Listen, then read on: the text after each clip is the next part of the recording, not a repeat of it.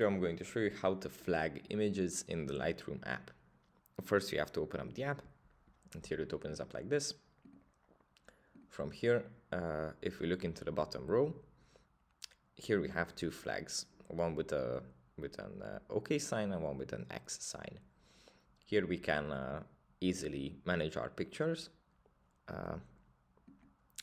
Let's say we want to organize a folder with the good pictures from a shooting session, and we can flag images with the pick sign, this one, as an image that is good and it has been picked out to be part of the folder. Or we can just click on the X as it not being picked out. That's basically it for this video. I hope it was helpful for you guys, and I'll see you in the next one. Bye.